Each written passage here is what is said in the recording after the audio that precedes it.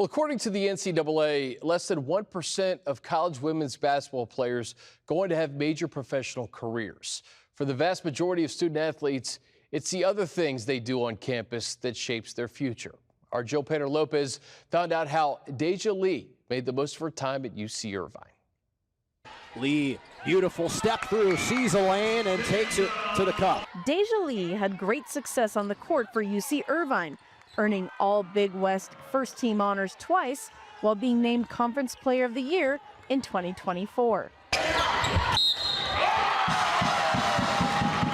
She finished her college career in 2025 as the 10th leading scorer in program history. What was it like having dreams of playing college basketball growing up in Vancouver? It was always one of those things that I was really motivated to do, and I had, my best friends were also very good basketball players, and so we all had this collective dream of not just playing in college, but playing specifically in the NCAA and Division I. So it was very, very, I would say, gratifying to make that a reality. But Deja is somehow more impressive off the court, earning her degree in biological sciences while on the pre-med track toward pursuing a career as a neurosurgeon. As a student athlete, how did you manage your time well? A lot of trial and error. A lot of it had to do with just looking at my day, having to plan it in advance, but also having to be very proactive, talking to my professors, getting a lot of rejection sometimes when they would say, no, you can't take this exam this day, you need to take it this day. Even managing being able to go and shoot outside of practice. And those were all things that I kind of had to figure out.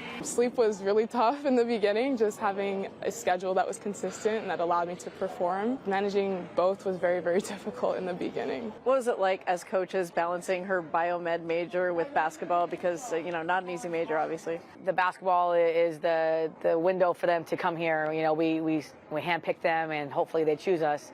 But really being at Irvine or any university I've been at, it's the academic side that I think is the most important for women. At the end of the day, it is them in their career after basketball. So the fact that she wanted to do the medical route, I was all in and wanted to see this through with her. What's one of the coolest things you've done in the lab? Probably in my internship, I had the chance to do brain surgery on a mouse. So I basically cut a little piece of the skull, took out this piece of brain. It was super gory, but it was cool being able to see that, and of course it was very, very more of a fun little side thing that I did. That was my first exposure to anything related to anatomy and me performing anything. I know I joke about it, but I am really serious that if I ever need brain surgery, I gotta be nicer to her. Even though she is done playing basketball, Deja is still on campus doing lab work and studying for the MCAT exam, and she has one school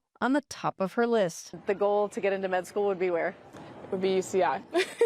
I don't know if I can say that publicly, but that is my goal. That's the dream school. What is it about this place that's so special to you? As far as being exposed to the professors here, I have a really great relationship with my PI, Mike Yassa. I think he has allowed me to understand kind of the impact that I can have in terms of my ability to use science, but then to use medicine as well. And in addition to that, there are a lot of programs at the medical school that are catered towards minority students in terms of leveraging their success once they get to those positions in medicine. So it's something that really aligns with my personal values, and I would love to continue to give back to my school community as well. Basketball brought Deja from Vancouver to Irvine.